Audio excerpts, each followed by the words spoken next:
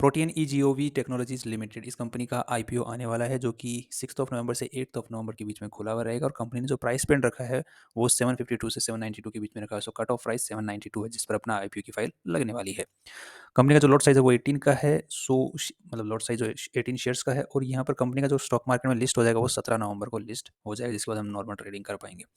अब इस वीडियो को थोड़ा सा लंबा नहीं बनाने की कोशिश करेंगे, छोटे से छोटा शॉर्ट रखने की कोशिश करेंगे क्योंकि काफ़ी ज़्यादा कंप्लेंट्स आई थी हमारे पास कि वीडियो को लंबा ना मत करिए इतना। सो लेट्स सी कि अब इसमें आगे बढ़ने से पहले एक क्वेरी को देख लेते हैं पहले की जो कि कमेंट में पूछी गई थी। जैसे कि हमारे जो पहले के जो जेएसडब्ल्यू इंफ्रास्ट्रक्चर का जो आईपीओ खुला था वो काफ़ी अच्छा ऊपर चल चुका है, तो कि हम इसको किस लेवल तक होल्ड करें जिसके ताकि हमें एक अच्छा खासा बेनिफिट देखने को मिले, या फिर अभी होल्ड करें या नहीं करें, क्या रखें। तो यहाँ पर हम इस जेएसडब्ल्यू इंफ्रास्ट्रक्चर का अगर चार्ट को देखते हैं जिस हिसाब से अभी चला है तो यहाँ पर हमें देखने को मिलेगा कि अभी ये 3 कैंडल्स रेड जो भी बनी है, ये जब मार्केट अच्छा खासा गिरा था तब की बनी हुई है। तो मार्केट अच्छा खासा गिरा था जिसके बावजूद भी ये यहाँ पर होल्ड कर गया। सो यहाँ पर बाइंग फोर्सेस हैं अवेलेबल,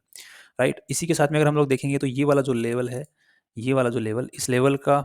ऊपर में कंपनी जो ऊपर जा रहा था इस तरीके से यहाँ से ऊपर गया, फिर नीचे आया, फिर ऊपर गया, तो ये लेवल इसने होल्ड बनाया था। उसके बाद में ये लेवल को तोड़ते हुए फिर नीचे आया, तो यहाँ पर एक अगेन बाइंग फोर्स देखने को मिली। तो अब अगर स्टॉप लॉस के हिसाब से अगर आपको देखना है कि कहाँ पर मैं स्टॉप लॉस रखूँ, तो आप इस लेवल के ऊपर में स्टॉप लॉस रख सकते हैं जो कि है 161 का एज पर टेक्निकल चार्ट। अगर इसको तोड़ता है तो फिर चांसेस हैं कि ये और नीचे तक जा सकता है। और अगर इसमें रीबाइंग बन सकती है, जब अगर हम ध्यान से देख पाएंगे तो ये जब नीचे जा रहा है तो इस फॉर्म में अगर नीचे जाएगा, इस फॉर्म में नीचे जाएगा तो वापस ऊपर उठने की कोशिश करेगा, तो इसी लाइन को जो ट्रेंड लाइन है, डाउनवर्ड ट्रेंड लाइन, इसको तोड़ के वापस ऊपर आने की कोशिश करेगा, तो अगेन रीबाइंग बन सकती है। बट फिलहाल के लिए ये वाला जो स्टॉप लॉस है 161 का, उस तक हम होल्ड कर सकते हैं, उसके बाद बेचते हैं तो बेटर रहेगा। ये है जेएसडब्ल्यू इंफ्रास्ट्रक्चर टेक्निकल चार्ट के हिसाब से, और बाकी फंडामेंटल्स अच्छे हैं जेएसडब्ल्यू इंफ्रास्ट्रक्चर के। लॉन्ग टर्म के हिसाब से भी इसको होल्ड भी रख सकते हैं, there is no issues I think. But ध्यान रखिए कि सिर्फ 4% of your capital can be invested in one stock, not more than that. अब यहाँ पर अगर हम आईपीओ के ऊपर में आते हैं, प्रोटीन के इस आईपीओ के ऊपर में, तो यहाँ पर अगर हम ध्यान से देख पाएंगे कंपनी जो इस आईपीओ के थ्रू पैसा उठाने चाह रही है, वो कंपनी को पैसों की जरूरत नहीं है। जो इन्वेस्टर्स ऑलरेडी इन्वेस्ट हैं, प्रमोटर्स हो गए और शेयर होल्डर्स हो गए, वो अपने शेयर यहाँ पर बेच रहे हैं 490 करोड़ वर्थ ऑफ शेयर्स। तो स्टॉक मार्केट में लिस्ट होने के लिए सिर्फ ये जो शेयर्स हैं इन्वेस्टर्स बेच रहे हैं यहाँ पर। और ऐसा देखा, मतलब अगर रिपोर्ट को पढ़ते हैं तो वहाँ पर देख रहा है कि अच्छा खासा स्टेक यहाँ पर जो इन्वेस्टर्स, जो प्रमोटर लोग हैं वो बेच रहे हैं यहाँ पर। सबसे जिस हिसाब से अर्निंग कर रहा है, ये फुली प्राइस्ड आईपीओ लग रहा है, मतलब प्राइसिंग अच्छे से की गई है। इससे हाई और प्राइसिंग करना थोड़ा सा रिस्की हो सकता था आईपीओ के लिए। तो फुली प्राइस लग रहा है, तो उसको मुझे लग रहा है कि ये जो इन्वेस्टर्स ऑलरेडी हैं जो अच्छे अच्छे, वो ये इस प्राइस के ऊपर में निकलने की कोशिश कर रहे हैं, उसी उसी वजह से। अब यहाँ पर अगर आईपीओ की चीज़ों को और चीज़ों को देखते हैं तो ये कंपनी करती क्या, पहले ये देख लेते हैं। तो ये ई गवर्नेंस के अंदर में हेल्प करती है। तो ये गवर्नमेंट की जो सर्विसेज होती हैं या गवर्नमेंट डिपार्टमेंट्स की जो सर्विसेज होती हैं, उनके अंदर में हेल्प करती है ई, मतलब इंटरनेट की फैसिलिटी के साथ में। सो उससे पहले हमें गवर्नेंस को समझना पड़ेगा। गवर्नेंस क्या होती है? गवर्नेंस होती है जब कोई भी रूल्स, रेगुलेशंस, पॉलिसीज़ बनती हैं कोई भी गवर्नमेंट की, जिनको गवर्न करना पड़ता है या फिर उनको फॉलो करवाना पड़ता है, तो उसको हम बोलते हैं गवर्नेंस, राइट। कि कोई भी डिसीजन लिया गया है, पॉलिसी बनाई गई है, उसको उसको फॉलो करवाना, उसको डिसीजन को थोपना, उसको कंट्रोल में रखना, मतलब जो पॉलिसी के अकॉर्डिंग ही सब कुछ काम होता रहे। तो जैसे गवर्नमेंट है तो गवर्नमेंट की जो पॉलिसीज बनी हुई है, जैसे कि क्रिमिनल लॉज बने हुए हैं, सिविल लॉज बने हुए हैं,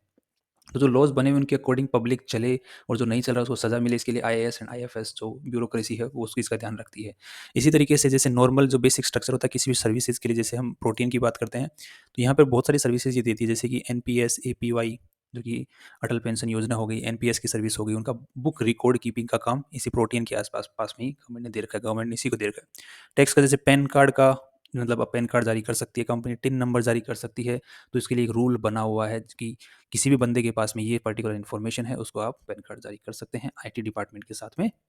काम करके, मतलब लिंक रख के। इसी के साथ में गवर्नमेंट अगर डिसाइड करती है कि किसी बच्चों को या फिर बच्चों के लिए शिक्षा के लिए जिस हिसाब से लोन बांटना है, तो उन्होंने रूल्स बना दिए, रेगुलेशंस, पॉलिसीज बना दी कि इस क्राइटेरिया के अंदर में कोई बच्चे का मतलब सेट होता है पोर्टफोलियो, तो उसको लोन दिया जा सकता है, किस रेट पर दिया जा सकता है, उसकी भी service. So cloud services, IT services, जो गवर्नमेंट की जो पॉलिसीज होती हैं, जो सर्विसेज होती हैं, उनको ये एक मतलब उसी तरीके से जो पॉलिसीज एंड रूल्स के अकॉर्डिंग बनी हुई हैं, उन्हीं के अकॉर्डिंग जनता तक पहुंचाने की में हेल्प करती है। सो ई गवर्नेंस के अंदर में गवर्नमेंट की हेल्प करती है, ई गवर्नेंस में। आज के दिन मोस्टली इंडिया में ऑपरेटिव है और बाहर के देशों में अब थोड़ा थोड़ा करके फैल रही है। सो अब बेसिकली अगर देखा जाए तो ये कंपनी बहुत अच्छी है, और कंपनी का रिकॉर्ड भी काफ़ी अच्छा देखा गया अब तक का। और इस कंपनी ये अपने मार्केट में दिग्गज है, इसके आसपास में और कोई कंपनी है ही नहीं, इसका कोई पीयर कंपेरिजन है ही नहीं, राइट। और ये काफ़ी बड़ा मार्केट होल्ड करती है, नीश मार्केट है वैसे आज के दिन, बट आने वाले टाइम में जैसे गवर्नमेंट को और भी चीज़ों को मतलब पोर्टल के ऊपर लेके जाना है तो वो भरोसेमंद पोर्टल्स होते हैं, उन्हीं के थ्रू जाने की कोशिश करेगी। सो एक भरोसेमंद पोर्टल उनके पास में है, तो फ्यूचर में इसको और भी सर्विसेज गवर्नमेंट दे सकती है। अभी काफ़ी सर्विसेज अभी भी देती है ये गवर्नमेंट की, और आगे भी दे सकती है। और बाहर की जो गवर्नमेंट्स होती हैं उनके पास में एक मतलब ये अच्छी अपनी इमेज बना के रखती है, तो बाहर की जो गवर्नमेंट्स होती हैं दूसरी देशों की गवर्नमेंट्स, वो भी इसके साथ में काम कर सकती हैं। तो कंपनी का फ्यूचर काफ़ी ब्राइट नज़र आ रहा है, बहुत अच्छा नज़र आ रहा है। और दूसरी गवर्नमेंट्स के साथ में काम करती है तो इसके जो रेवेन्यूज़ होते हैं वो भी कंटिन्यूअसली बढ़ने की ही उम्मीदें हैं, क्योंकि गवर्नमेंट के जो ऑर्डर्स होते हैं वो आगे से आगे रिन्यू होते ही जाते हैं, उनके पेमेंट्स ज़्यादा मोस्टली अटकते भी नहीं है, थोड़ा डिले हो जाता है बट अटकते नहीं है, तो रिस्क वहाँ पर दिखता नहीं है। तो इसी वजह से इस कंपनी के अंदर में वैल्यू है, और आने वाले जो फ्यूचर हैं ये जो वैल्यू है ये और भी जो बड़े इन्वेस्टर्स होते हैं उनको दिखती है और दिखेगी, ऐसा नज़र आ रहा है देखते हुए। अब यहाँ पे जैसे आज के दिन अगर कंपनी का पीबी और पी रेशियो अगर देखा जाए,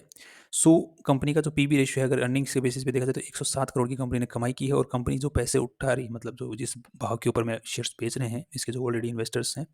वो 3,200 करोड़ की वैल्यूएशन के ऊपर में बेच रहे हैं। सो उस हिसाब से अगर पी पी ई रेशियो निकाला जाए तो यहाँ पर पी रेशियो निकल के आ रहा है 30 का आसपास का आफ्टर दी आईपीओ, और पी बी रेशियो जो निकल के आ रहा है वो आ रहा है 856 करोड़ की वैल्यू है। सो इस हिसाब से अगर 300 इस हिसाब से देखा जाए 832 मतलब 4 का पी बी रेशियो निकल के आ रहा है। सो कि इस पर्टिकुलर ग्रुप के लिए मतलब एक मोनोपोली टाइप ऑफ कंपनी के लिए ज़्यादा नहीं है, क्योंकि अगर मोस्टली मोनोपोली टाइप की कंपनीज देखते हैं उनका पी बी रेशियो 10 का, 12 का, 15 का इस टाइप से देखने को मिलता है, और पी रेशियो तो और भी भयंकर देखने को मिल जाता है। सो यहाँ पर ये 3 रुपये लगभग देखा जाए तो 30 रुपये के ऊपर में 1 रुपया कमा रही है, सो लगभग 3% का नेट मार्जिन कमा रही है। अगर यहाँ पे से भी हम लोग देखेंगे तो जैसे कि यहाँ पर हम लोग देख पा रहे हैं, तो हम लोग जो पैसे लगा रहे हैं वो 3,000 करोड़ के ऊपर में लगा रहे हैं, 3200 करोड़ के ऊपर में, और उसके ऊपर में सिर्फ एक एक मतलब 100 करोड़ सी रुपीज़ कमा रही है, तो यहाँ पर कितना परसेंटेज कमा रही है, वही 3% के आसपास में कमा रही है। बट यहाँ पर अगर कंपनी की जो कि रिटर्न ऑन नेटवर्थ देखा जाए उसके हिसाब से अगर इसकी नेटवर्थ को प्रिडिक्ट किया जाए फ्यूचर के अंदर में, तो वो जो आ रहा है वो लगभग कंपनी को जो आज वैल्यू मांग रही है उसको अचीव करने में on the basis of earnings only, हम उस चीज़ की बात नहीं करें कि जिस हिसाब से कंपनी कमा रही है उस हिसाब से कंपनी ने जो आज नेटवर्थ मांगी है उसको अचीव करने में 8 साल का वक्त लग सकता है। बट अगर कंपनी और जगह अपने बिजनेस को फैला लेती है तो उस नेटवर्थ को कंपनी अचीव कर सकती है अगले 3-4 साल में ही। So again the question arises कि अगर जो आज नेटवर्थ मांग रही है वहाँ तक 4 साल में पहुँच जाएगी, तो जब 4 साल में उस नेटवर्थ तक पहुँच जाएगी तो अगेन स्टॉक मार्केट ऊपर भाग जाएगा, तो पीबी रेशियो अगेन हो सकता है कि आज के दिन 4 का है, हो सकता है आगे वाले टाइम में 8 का हो, तो स्टॉक प्राइसेस हो सकते हैं यहाँ से मल्टीफोल्ड भी हो सकते हैं, क्योंकि बिजनेस बहुत अच्छा है, कंपनी डिविडेंड भी देती है। सो काफ़ी सारी जो गवर्नमेंट्स जो कंपनीज होती हैं जो कि जैसे म्यूचुअल फंड्स हो गए, इंश्योरेंस हो गए, उनके ऊपर एक ये रूल होता है कि आप उन कंपनीज में इन्वेस्टमेंट नहीं कर सकते जो डिविडेंड नहीं देती हैं। सो ये डिविडेंड भी देती है, तो यहाँ पर उनके लिए भी कोई दिक्कत नहीं है, तो बड़ा पैसा इन्वेस्ट हो सकता है इस कंपनी के अंदर में। सो इन सभी चीज़ों को मद्देनज़र रखते हुए ये लग रहा है कि कंपनी का जो स्टॉक है इसके अंदर में हम इन्वेस्टेड रह सकते हैं लॉन्ग टर्म के हिसाब से। सो यहाँ पर अच्छी कमाई की उम्मीदें हैं लॉन्ग टर्म के हिसाब से। पर ध्यान रखिए अपने पोर्टफोलियो का सिर्फ 4% इन्वेस्ट करना है। किसी भी कंपनी के अंदर में 4% अपने पूरे कैपिटल का इन्वेस्ट मत करना कभी भी, भूल के भी, चाहे वो कितना भी अच्छा लगे वो कंपनी।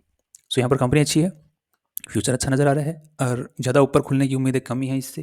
क्योंकि आज के हिसाब से इसमें पूरे फुली प्राइस नज़र आ रहा है, बट आईपीओ खुलने के बाद में इसकी हवा अच्छी बनने की उम्मीदें हैं। सो अगर जीएमपी को भी देखा जाए तो हमें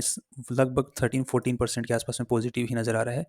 अगर हम यहाँ पे देख पाते हैं। राइट, 14% का पॉजिटिव जीएमपी चल रहा है, जो कि अगेन अच्छा ही है। सो आईपीओ में भी हम लोग अप्लाई कर सकते हैं, सो आईपीओ में भी अप्लाई कर सकते हैं, और फ्यूचर भी अच्छा नज़र आ रहा है लॉन्ग टर्म के हिसाब से, और कंपनी निश सेक्टर में है और फ्यूचर के अंदर में बहुत अच्छा कमा सकती है।